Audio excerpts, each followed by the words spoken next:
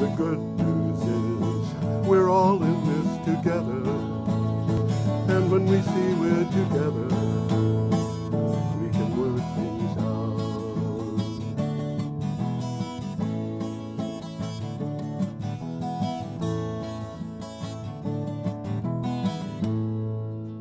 Hello, ladies and gentlemen. This is Energy Week with George Harvey and the famous Tom Fennell. In the flesh. In the flesh. We do this every week. You know, but we just have to let people know that there's continuity in this world. That's why things don't change. Anyway, every day I get up early and I go to my blog, geoharvey.com, and I do a search of news on energy and climate change and everything that I find that's interesting, and I limit this to 15 items. Actually, there were 19 today. I had to cut it down by 4. Okay. But it's usually 10 to 15 items. I thought it was like about 3 every day. Well, what we do here is 3 every day. Oh, okay. But I see what you're talking about. I package a 50-word or 55-word synopsis with a link to the original file, and then I put 10 to 15 of these together and do a post every day. That's your blog. That's my blog. Okay. And if you go to the blog, geoharvey.com, you can find the stories that Tom and I will be talking about. This is the best of the blog. This is the pick, the pick of the blog. And we're starting, today is the 16th of November. Well, some of these articles I want to mention are really in-depth and good. They're worth some watching. of them are amazing. I'll try and alert you to them because there's a couple of good ones up this week. Yeah. We could spend the whole show talking about them. But we could indeed. In fact, we could. The very last item, I think, is from CNBC or no? Well, from a TV station. Let me take a look. And boy, is that one from the one about Rwanda?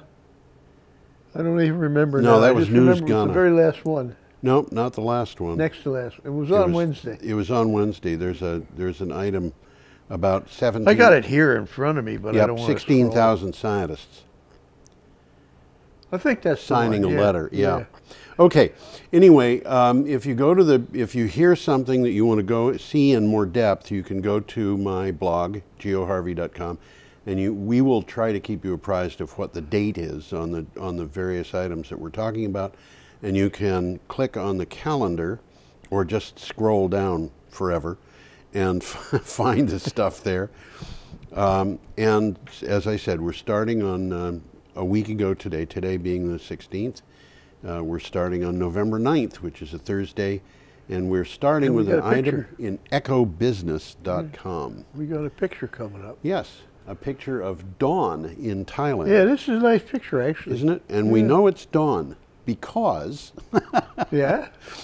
the solar panels are slightly tipping toward the right, which means the noon position of the sun is in the right. Okay. And for the noon position of the sun to be on the right, the position of the sun on the horizon would have to be in the east. Yeah, bingo. It's got to be dawn. Got to get up early to keep on top of you. Yeah, absolutely. I know a lot about dawn. Anyway, ecobusiness.com. What this thing says is 100% renewable electricity in reach by 2050. Yeah. And a little subheading, with political backing, it could happen even sooner. Yeah.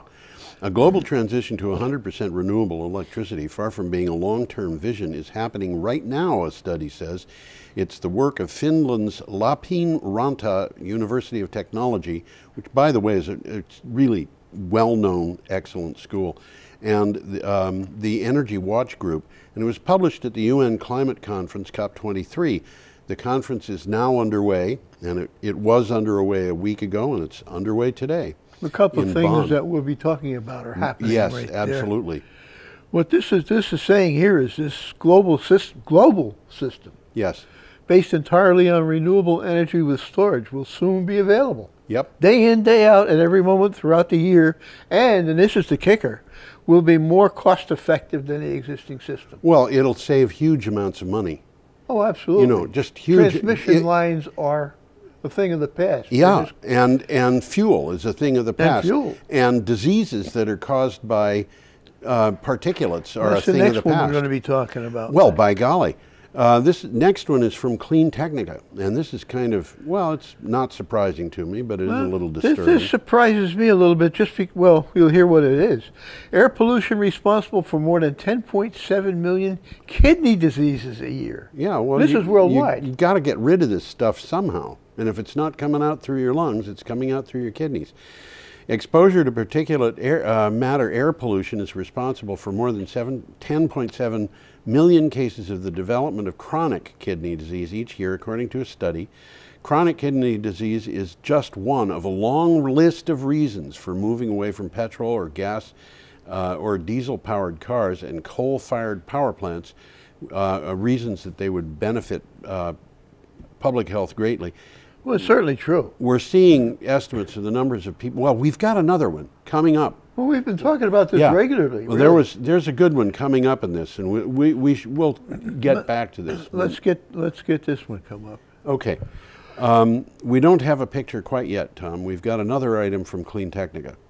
No, we got European Union cut emissions 23% as the economy grew 53%. A lot of good graphs in this article. Yeah.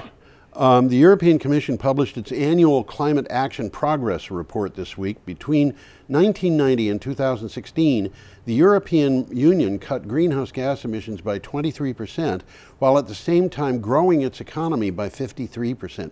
This proves again, we've seen this before, that environmental action need not negatively affect the financial bottom line. And in fact, environmental action is actually having a positive influence on the financial bottom line for a lot of companies and a lot of countries. It's not having a positive effect for Koch Industries, which is one of the reasons why they put so much money into taking over the Congress of the United States, so that it could do a good job of it. Oh yeah, and so that it could do some of the most foolish things I've ever seen. It's bizarre. How strange. And you know, for all of their interest in having competent government, you know, which is based on this Ayn Rand stuff, we've got the most demonstrably incompetent government that's ever been put into action. I mean, it certainly seems that way. Scott Pruitt has got a position which by law requires a person with a scientific background. What's his scientific background? I have no idea. Suing the Environmental Protection Agency as an attorney. Oh, okay. He has no scientific background at all. He is legally not qualified to run that program. And if you look at the people and he's doing a lot of damage. You look at the people who have been installed one after another. They're not legally qualified to run the programs that they're heading or in. And you know, we had this a week or two ago. We were, you know, one of the articles that I saw was talking about not top positions, but positions that are where the federal government is paying $80,000 a year to people for work in the agriculture department, for example, who have never worked in agriculture before and have been receptionists or truck drivers or whatever. They agree politically with what's going on. And you know what that reminds me of? Absolutely. Straight out of the party book. It comes from the Soviet Union. That's really? Of course. You know, we've got political commissars here, not functionaries who know what they're doing.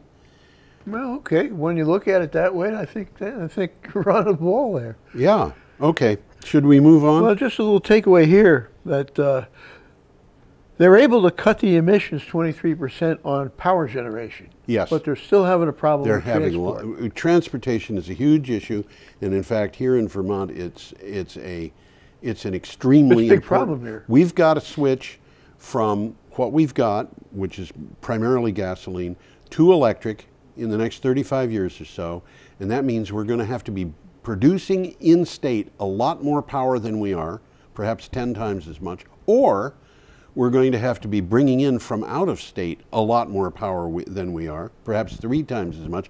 So that would mean 3 times as many power lines running over our valleys and hills, or we can do it by just not using gasoline and walking instead. So my guess is that people will eventually take their pick, and in the meantime, they'll act foolish. Hopefully not, but. So we're up to Friday, November 10th, unless you've got more on that. Well, I'll pass. We'll be talking about it Okay, again. I've been ranting. Okay. This is Friday, November 10th. It is indeed, and we have Nice picture an coming article up from here. the National Resources Defense Council, but the picture Nice picture. is Get in the picture Bonn, up. where the COP23 conference is happening, and I've been in Bonn, but I've never laid foot on it, but I've gone through it on a boat. Cities stand united on Paris Agreement at COP23. This is a good article. It's long. It's comprehensive. It's if you look informative, one of yeah. them up, this is This could fun. be it. Cities, There's a good picture there. Look at that cornrows there. I guess cornrows. those are orchards. no, those Grapes. grapes. Yeah. They grow a lot of grapes in that area. Okay, cities face a new reality of monster storms, unprecedented flooding, dangerous and record-breaking heat and drought, wildfires, and other challenges. More than 300 U.S., quote, climate mayors, end quote, have pledged to commit to reduce emissions 80% by 2050 as laid out in Paris at COP21. Well, And- the story here is that cities consume more than 2/3 of the world's energy. Yeah, And it's accounting for over 70% of the carbon emissions yeah, globally. yeah. So who can address it? The mayors. That's what this one's about. Clearly, that's where we can get. So they're working on it. Yeah, they're working on it. A good article. There's some good highlights, lots of details. It's a fun article. It is. Our next item is from Clean Technica. Okay. What do we want up here? I guess I'm going to put you up. You're going to put me up. Holy smokes. Autonomous cars don't have to be perfect to save lives. A nice picture there of a damaged autonomous car. Which didn't make it into the show this No. week. But self-driving systems don't have to be perfect to save thousands of lives, tens of thousands of lives, the Rand Corporation says in a report. The enemy of the good, this is the name of the report, the enemy of the good, estimating the cost of waiting for the nearly perfect. If autonomous vehicles systems drive only slightly better than human beings, which, as you know, drive pretty badly, they could prevent hundreds of thousands of fatalities worldwide over the next 30 years. Well, it's named after a common, how would you say it, a proverb. Yes. Don't let perfect is the enemy of the good. Yeah, don't let the perfect be the enemy of the good is the way that I've been hearing it. But if you can improve the driving just a little bit, it'll save a lot of lives. You will never find a drunk self-driving car. Really. I think you got a point there. This sort of tells you what's going on. Society may be less tolerant of mistakes made by machines than of mistakes made by people. You know what that reminds me of? Uh-huh. I got a North American road atlas from the like a AAA or something. It was a AAA atlas, and it had roads in Mexico. Introducing the Mexican thing, it basically said, "Don't drive in Mexico."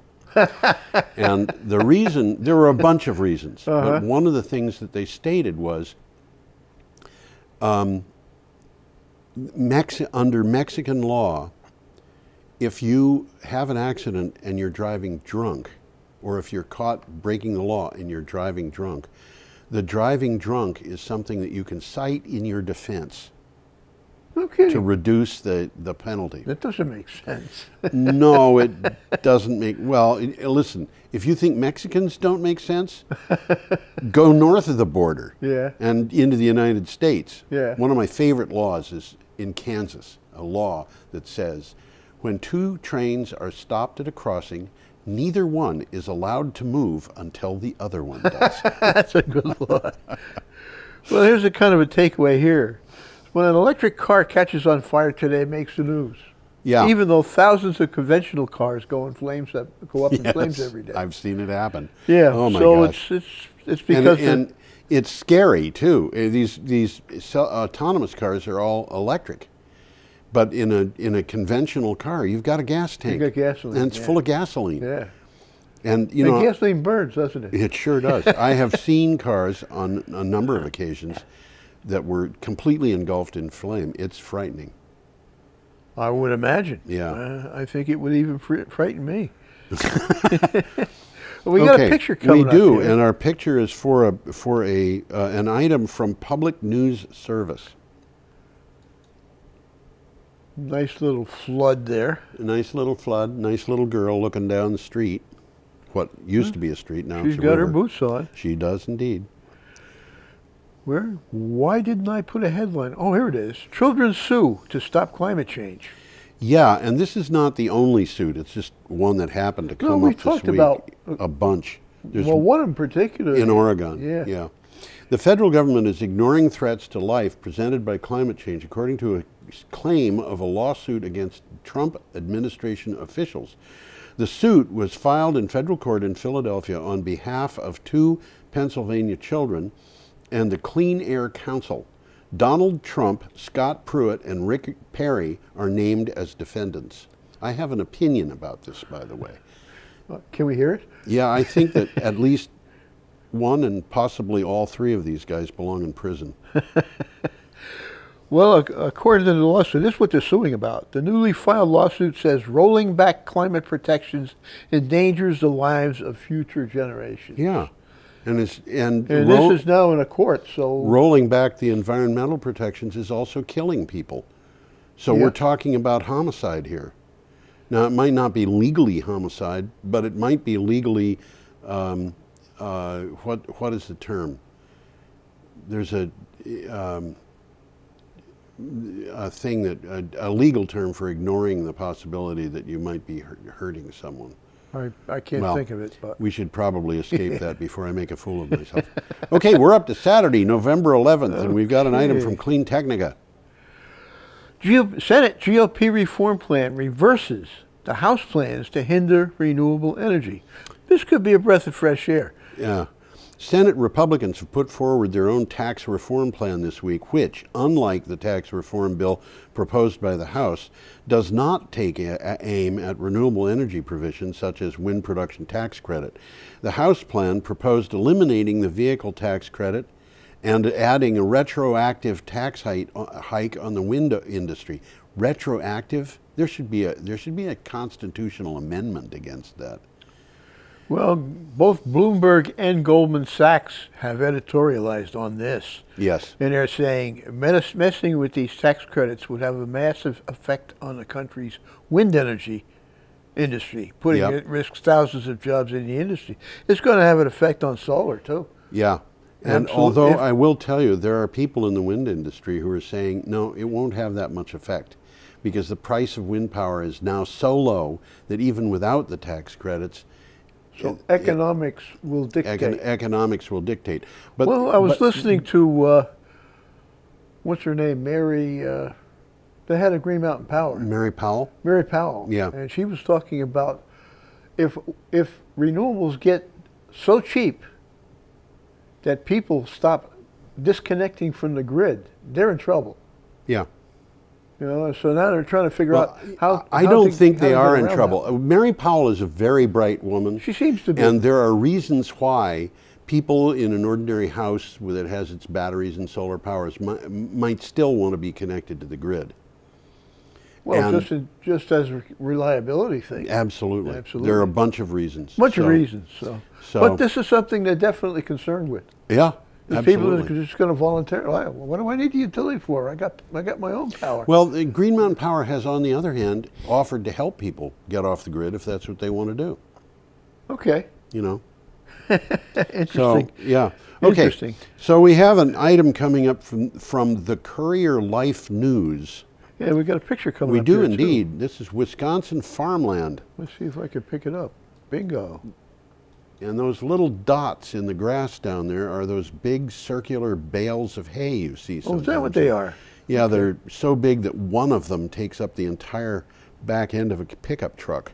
That turbine, is very tall. I guess it is. Yeah. Dairyland Power, which is a company, Yep. flips a switch on Wisconsin's 4th largest wind farm. This is a big wind farm. Yeah, Dairyland Power, by the way, is a big company. They've actually, I think they had... It's a co-op. It's statewide. It's a co-op, but they used to own a nuclear power plant, which I think has been shut down. Yeah. Well, they provide power to smaller utilities. Yes. I think they're a co-op of small utilities. A co-op of co-ops. Yes, in many cases. Officials of Dairyland Power inaugurated a $167 million wind farm in the southwestern part of Wisconsin. The 98 megawatt Quilt Block project with 49 turbines is the state's fourth largest wind farm and boosts the Wisconsin's wind capacity by 15%. It is expected to provide enough energy for over 35,000 average households. You don't think of how much the farmers get for this. Oh, farmers love it. There's a takeaway here. The landowners hosting the turbines will receive about $20 million over the life of the project. Yep. While a revenue sharing agreement will provide about $400 grand a year for the local governments. Right. This is, there's a lot of people making money on this. There's a lot of people making money, and they employ a lot of people. There's a lot of support for wind power in a lot of the United States where there's a lot of wind power. Well, let's move along to Puerto Rico here. Yes, let's do that. Clean Technica. And remember Whitefish? Yes.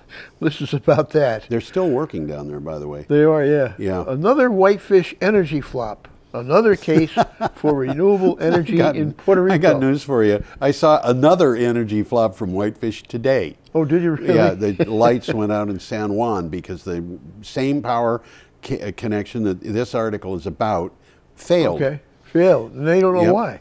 I don't know. They hadn't known why when I read this. Yeah. Practically the entire island of Puerto Rico went dark again after a major power line repaired by Whitefish Energy failed. Even though that failure may have had nothing to do with Whitefish's work, it is still a demonstration that microgrids and renewable energy are the way to go for grid resiliency and reliability. Yes, I agree. Well, it's interesting what's going on down there because apparently the Power Authority wants to rebuild the old grid. Yes. Which wasn't a very good grid. No, it was terrible, in fact. And now they got an opportunity to build up renewables distributed throughout the island. And people are fighting it. Yes, that's what they do. And by the way, you know, Joseph Mangum was down there. Yeah, I think is he still down there? He may be, but I think he's coming back today. No, this is the guy who owns Sunnyside Solar. That's right, in West Brattleboro. He was down there and he put in 5 solar systems, 1 kilowatt each for $5,000, which is just mind-boggling to me. But he also He's doing this on his own. He got the money from a Kickstarter, not Kickstarter, GoFundMe campaign. Right. It was a crowdfunding campaign, which since he left has already raised more money. But he's putting the additional money into other things that he sees are really needed, like seeds and tools and things of that nature that people in Puerto Rico need. But one of the things that he told me is really, it sounds like a real, honest-to-goodness indictment of the idea of privatizing things. Because apparently all the roads in Puerto Rico were privatized while George W. Bush was president. The roads were privatized? The roads, which means if you want to travel, you have to pay toll. Oh, boy. Okay, now here's the deal. Yeah. The privatization process never gave the owners of the roads any incentive to maintain the roads. Oh. So the only incentive they had to maintain the roads was to continue to collect tolls. Yeah. But if they just stopped maintaining the roads, they can collect tolls until they finally can't collect tolls anymore. Because nobody's going to drive on it. Then they declare bankruptcy and disappear with the money. So how is this any better than state ownership? Really? You know? It's an ideological thing. It's an ideological thing, and you know something? I voted for almost straight Republican almost my entire life until 2004. I'm pretty conservative, and the people who are doing this kind of thing are not conservative. They're just greedy. Just greedy, yeah. I hear you. All right, we're up to Sunday, November 12th, rather, and we have an article from the GardenIsland.com. The got a nice image coming up here. Garden Island, by the way, is the Hawaiian island of Kauai, and the picture, the caption on that picture doesn't show. Here's the picture. Here is the picture. This is a nice picture. It doesn't show the glottal stop in Kauai. Okay, this is, well, I'll get into it. Yeah. Clean energy puts Hawaii on the map. Actually, it's Kauai, Hawaii, because the W is pronounced like a V. Stories of Kauai are turning heads at the United Nations Climate Conference. The island's strides in clean energy, along with the progress in the rest of the state, are catching attention. Senator Brian Schatz, who is a Democrat from Hawaii, is part of a 5-person legislative delegation representing the American people at the UN Climate Conference. Now, there is an official U.S. delegation, as we will see later, but they are doing practically nothing. They just did one sideshow, and sideshow is a really good name for that. And but there's a second American delegation which represents the majority of the people in this country, and that happens to be this one that represents states and cities and so forth, and is saying, so it's not the government doing it; it's this consortium of states and cities. That's right. This is interesting. Yeah. Kauai is the 4th largest island in the Hawaiian chain, which means it's not very big. No, it's not. Also the next to the last westernmost island. And I'd recommend, if you got a chance, to look up Kauai and click on images. Oh. There are so many beautiful pictures of this island. Yes. It's no wonder why they call it the Garden Island. It's a beautiful place. No, it's not. And here we've got this article about energy, and what have we got? A picture of Kauai that doesn't have any wind turbines, and it doesn't have any solar panels. Well, it's a nice picture. I'll put it up again. It's a nice picture. It's a beautiful picture. Put it up again. Very colorful picture. It's the kind of thing that I'd like to see every evening. Maybe I should move to Hawaii. If I was a younger man, I'd take a plane out there and go see what Kauai looks like. Huh? Yeah, my parents lived in Hawaii. When he was in the Navy. Yeah, my father was a regular in the regular Navy, and they were. They were there for Pearl Harbor, weren't they? He was stationed at Pearl Harbor when it was bombed. Yeah. Although they were in Honolulu at the time, and they got up out of bed, or they heard the noise, and they woke up, and my mother asked if what's going on? Could the Japanese be bombing? And my father said, nah. If the Japanese attacked, they would have been shot out of the sky by now. Wow. Yeah, and then he went. A woman next door came and knocked on their bedroom window to tell them she had heard on the radio that all armed forces personnel were to report to duty.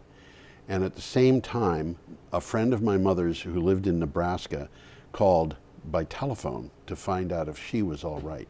Wow. Which is mind-boggling. I didn't know you could call from Nebraska. But to get through was not easy. And why she got through at that hour, I don't know.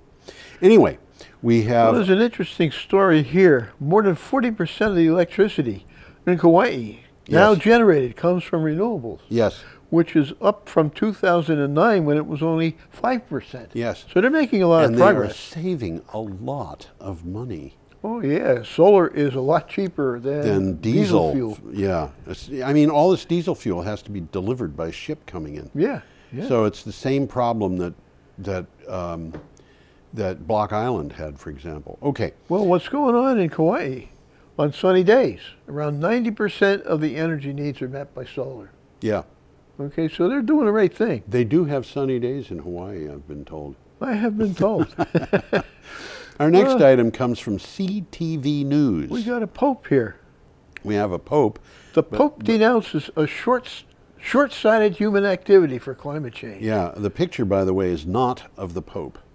We do. That's the next one. Oh, is it the next one? You're absolutely right. Yeah, it's coming Pope up. Francis blasted short-sighted human activity for global warming and rising seas and urged leaders at climate talks in Germany to take a global outlook as they negotiate ways to curb heat trapping emissions. Francis met with a delegation from Pacific Islanders and told them he shares their concerns about rising sea levels. Every time I think about the Pope talking about climate change, I'm reminded of, I forget who the American politician was. It might have been Marco Rubio or Rubio. Is it Rubio? It's Rubio, yeah. Yeah, or Ted Cruz, or one of them, who you know, when the Pope said something about climate change initially, he said the Pope should leave science to the scientists. Yeah, but the Pope's a scientist. He's a chemist. We should have scientists dealing with science, guys. You know, I mean, this is why the Republicans are so, I mean, it blows my mind that Republicans are allowing scientists to be given short shrift in this thing. Because it doesn't... What is it doing to the United States? It's making us into a third world country. And literally, right now, China is ahead of us in a bunch of ways. Yeah. So, they're ahead of us. I read an article today about how South Korea and Japan are pulling closer to China and more away from the United States. Okay. Because the United States is we're doing some wacky things. Crazy, absolutely crazy stuff is going on in Washington. Well, the Pope has been talking about global warming for quite a while. He wrote an encyclical in 2015. He did indeed. Called Praise Be. We reported it. We did. and he's right. He denounced how wealthy countries exploit the poor, risking turning God's creation into an immense pile of filth. But you know, the thing is, at this point, it's demonstrably true that unless the scientists are way off the mark, and almost 100% of them agree on this, we are abandoning any hope we have for prosperity by sticking to 19th century technologies when the rest of the world... somebody's making money on it. That's right. And it's like two guys in Wichita or something. You know, what is this all about? They're certainly profiting. Well, I don't know how much longer they're going to be profiting. They have their revenues have declined significantly. Have they? Yeah. Well, let's move to India. Okay, this is News 18. I don't know what News 18 is. It sounds like a television station. It was an Indian. It's an Indian company. Yeah, it was because they were talking about locks and crores, you know. Yeah, oh my gosh. Which I can't comprehend. I know what they are, but I can't comprehend them. It's ways of counting, by the way. If you're watching. A lock is 100,000 and a crore is 10 million. Something like that. And they prefer to use locks and crores instead of millions and billions. Yeah. So it's confusing. Well, let them be confused. Pollution is killing more Indians than wars. Not just Indians, worldwide. Well, that's what this article's about. Yeah, Indians. I mean, my gosh, I looked at this. Okay, let me get that image. Everybody, up there. you want to have people talk about world peace, stop wars. I got news for you. Pollution is killing more people than wars, and the pollution has no justification. I'm not saying the wars do, but if somebody says that we have to burn oil, we have to burn coal, forget it. It's not true. It's a lie. We don't need to do that. Wind power is cheaper. Solar power is cheaper. Batteries are getting cheaper. Yep. And as we install more of that stuff, there's an economic law called Wright's Law that says the prices will continue to go down. Well, what they're saying here is that the government must understand the urgency of now. Yes.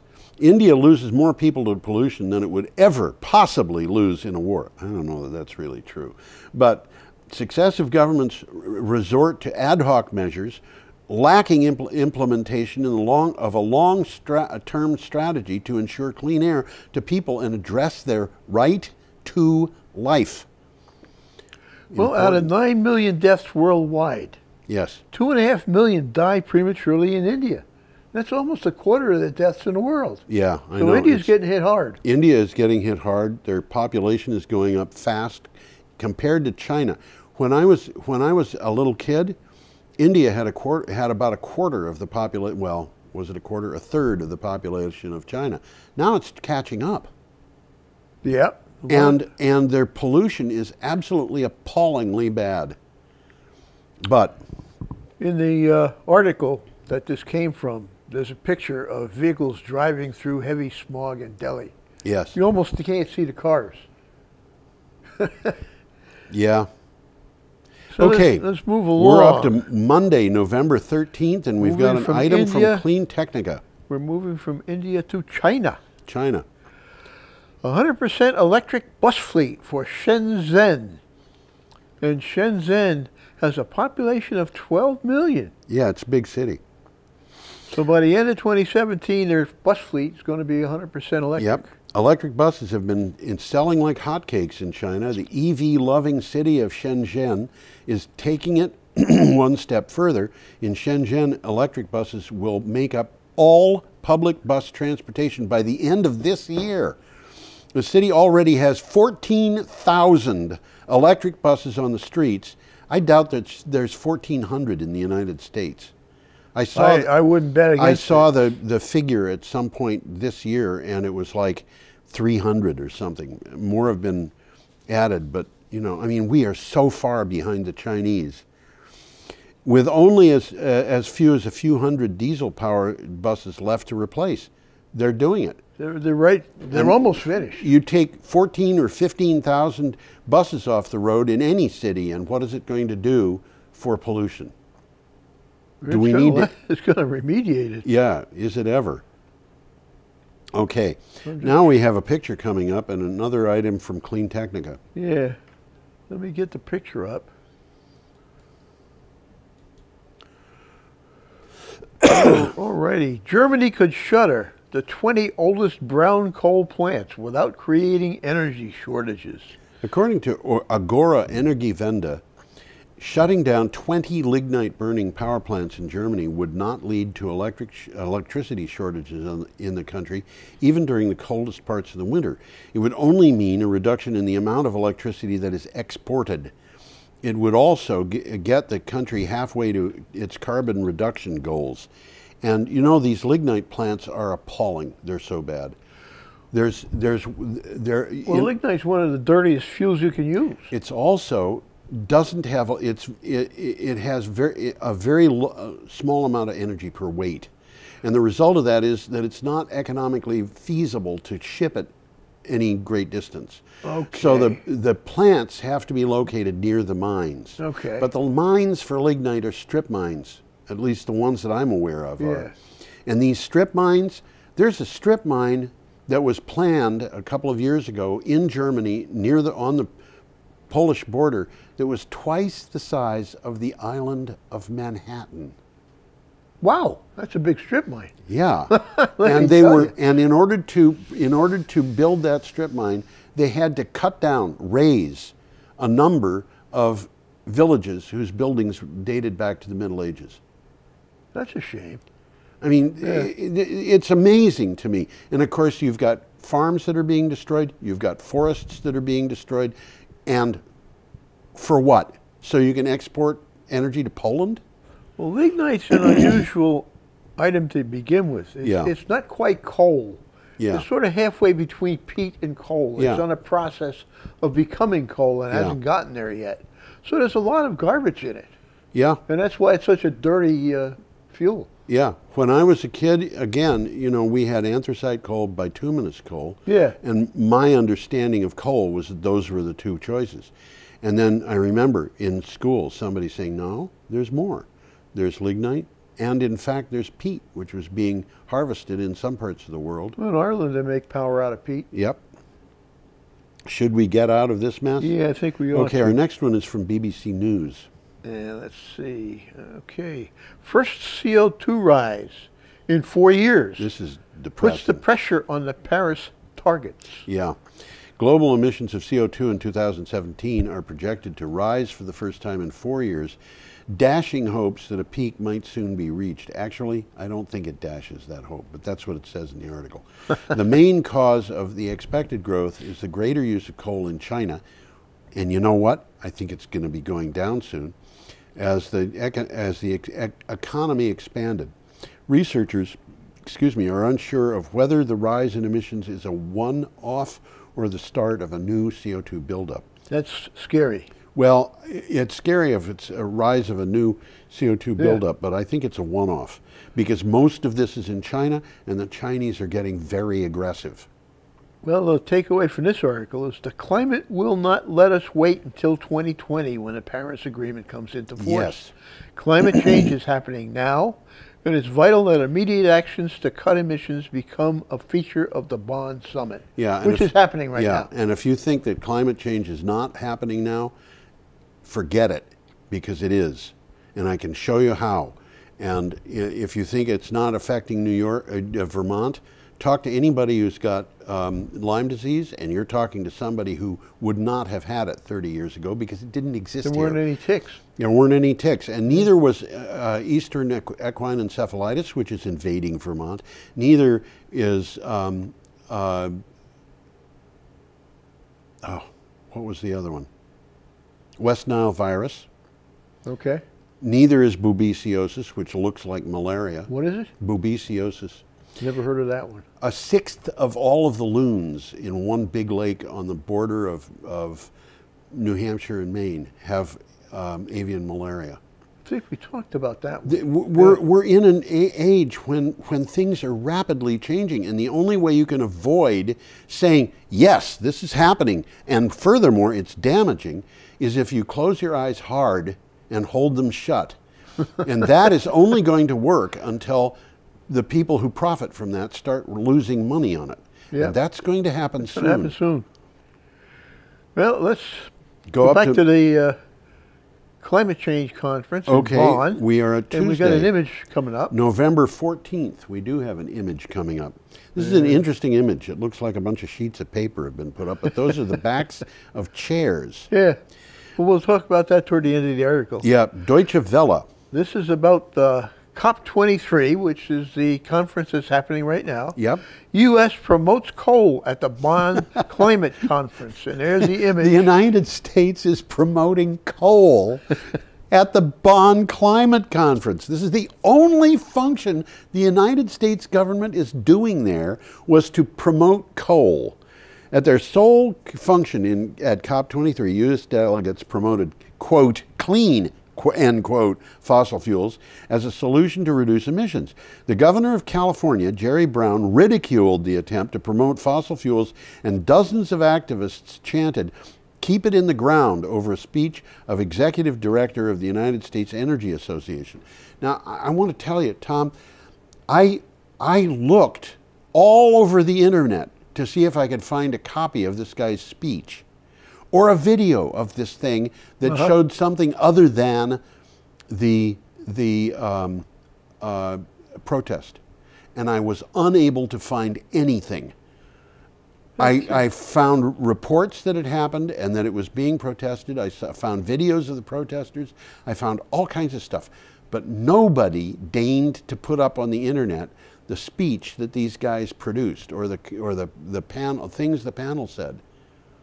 Well, something that a woman who was part of the U.S. delegation said, unofficially, because she wasn't officially talking, there are technologies available today that can dramatically reduce emissions from coal and other fossil fuels. Yeah. Yeah. The main steps to make fossil fuels greener are to install high-efficiency, low-emission systems in power plants and upgrade carbon capture and storage. Now, we've talked a little bit about that, and I think that's a big boondoggle. Oh, huge. I think if we start spending government money on carbon capture that's what and they storage, want. They want to. These people who said don't subsidize wind, don't subsidize solar, don't subsidize anything. Privatize the roads, privatize the prisons, privatize the army. You know, but wait a minute, we need to start this new industry off, so let's give it subsidies. And why? So that a couple of people who have got money invested in fossil fuels can continue to get a profit, even though those fossil fuels are unprofitable? I mean, it's understandable. It really is understandable. But yeah, it's understandable. I'm going to bring the picture up back. People steal things because they want them. That's understandable. I'm going to bring the picture back so you can explain what happened. It looks like a school classroom. Yeah, well, what happened was the audience was made up of protesters. By the way, before this we'll talk about that again in the next one. The line waiting for people to get into this event was 1 kilometer long. Was it really? Yeah. Wow. That's 0.6 of a mile of people. And of course, most of them were disappointed because what you're looking at is the room. But they wanted to get in there. And the audience protested, they sang songs, they made noise, and then they all just got up and left. And when they left, there were panelists left in the room. There were a few White House guests left in the room, and there were news reporters. Everybody you can see there, I think, is probably a news reporter. They look like reporters, yep. And, you know, I mean, nobody, this is... Well, we're going to talk about this in the very next item. Yeah, embarrassing. So let's get on to it. Song of protest, and then a walkout at U.S. event at the Climate Summit. Right. Protesters interrupted an event sponsored by the U.S. climate delegation at the UN Climate Summit in Bonn in Germany on Monday with a repackaged version of the song God Bless the USA before staging a mass walkout. The room was empty aside from press, panelists, White House guests in the front row. Did you bring your guitar? You could sing the song. No, I don't know the song. Well, I got it right here. Do you? It's a parody of the song God Bless the USA. Yes. Okay, so it starts like this. You claim to be an American, but we see right through your greed. It's killing across the world for that coal money. When we proudly stand up and tell you, keep it in the ground. The people of the world unite, and we are here to say, and then they repeat it. Yeah, well, another thing that happened at the climate conference, and it was reported today, so we don't have a link to the article on this show. We will next week. Yep. Was that we're starting to see countries organizing into an alliance that will stop using coal altogether by 2030. That's an interesting This development. is a dying industry. Not only is it unprofitable for economic reasons, it's got huge opposition. And if the United States is going to put money into this, that money is going to be lost in a system that promotes death because people are dying. Well, we've talked about that. Yes. Okay, should we move on? Moving right along. We got another image. Oh yes, we have an image. There it is. Another one. There we go. New York smog.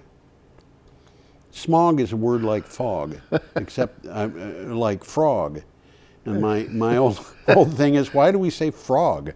When you see a green thing jump into the water and your grandchild says, "Gramps, what's that?" You say, "Yeah, that was a frog." Why would you do that when you could do something that's more fun and say, "That was a frog"? I'll pretend I didn't hear that one. You'll pretend you didn't hear it before. I've told it on this show before. We're awful. We're just incorrigible here, but we do it well. We're good at being incorrigible. Well, let's move on along. Oh wait, we have to do this. 22 actions cities can take to move toward climate neutrality and see the results in a year. Yeah, I thought this was kind of interesting. The Rocky Mountain Institute published a report at COP23 that provides cities worldwide with 22 ready-to-implement, no-regrets solutions that have proven success to help move them toward climate neutrality and provide results within a year. The solutions in the Carbon-Free City Handbook have been proven in use. This is a good article. There's a lot of meat in this article. Yeah. I'll talk about what they talked about. There's 22 recommendations, as you said, spread across 5 sectors: buildings, transportation and mobility, electricity, industry, and biological resources. And they include everything from retrofitting city buildings, fleet electrification, smart LED streetlights, efficient motors, and organic waste diversion.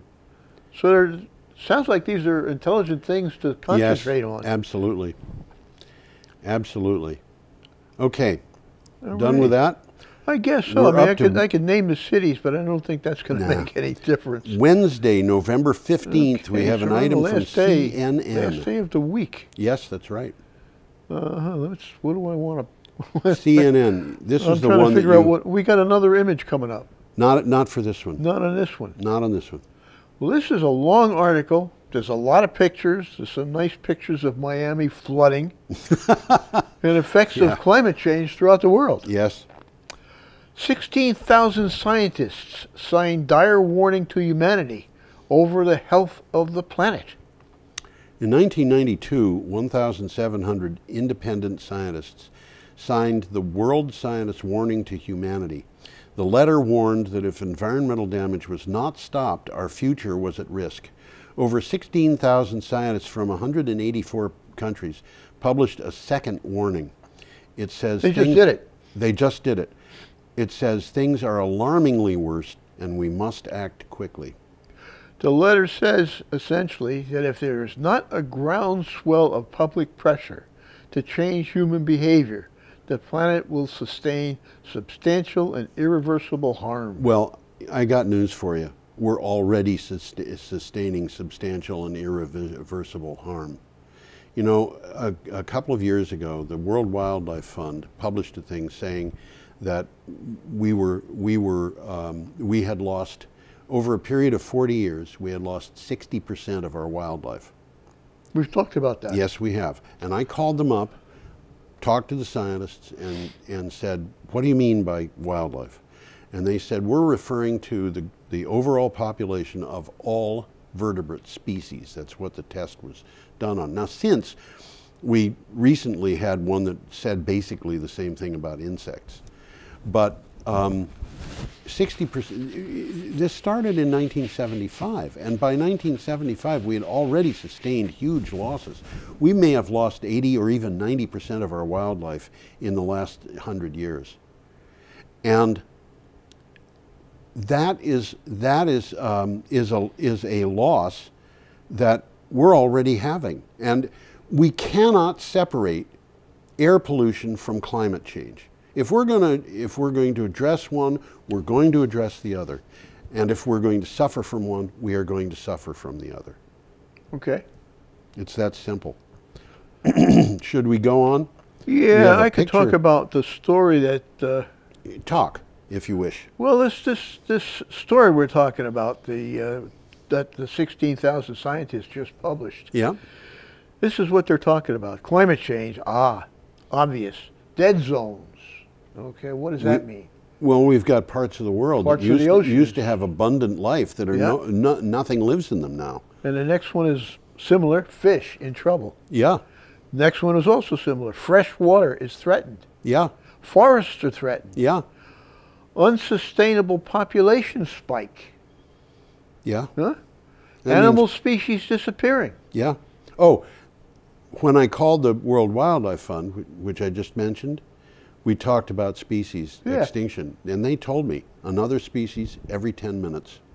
Wow. There is some hope, because they did say we are making some progress. Well, we have a lot of hope, and we've got reasons for saying that we've got a lot of hope. And I'll get into that, if not today, then another time, but I suspect today a little bit. Now, that picture is from the article that's on the article we're just about to see. That's right. Yeah, I'm going to pull it up. Let's do it. Yeah, that's an look offshore. At all of those wind turbines. Yeah. Where is that? Do you know? Well, that one it's a European offshore wind farm, but I don't know where it is. No, it doesn't say where. I think that probably the North Sea.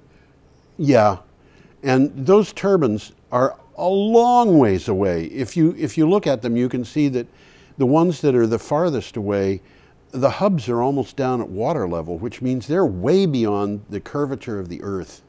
Oh, I thought they were just short. Yeah, well, they're not just short. And, you know, I mean, those things may be, I don't know, 10 miles away. I don't know. I think that it would be interesting to know what the lens was on the camera, but let's deal with it.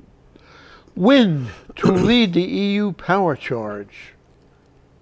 Wind power will be the EU's leading source of electricity soon after 2030, boosted by strong growth both onshore and offshore, according to a new report from the International Energy Agency, which, by the way, has been attacked for being pessimistic about the growth of renewable power.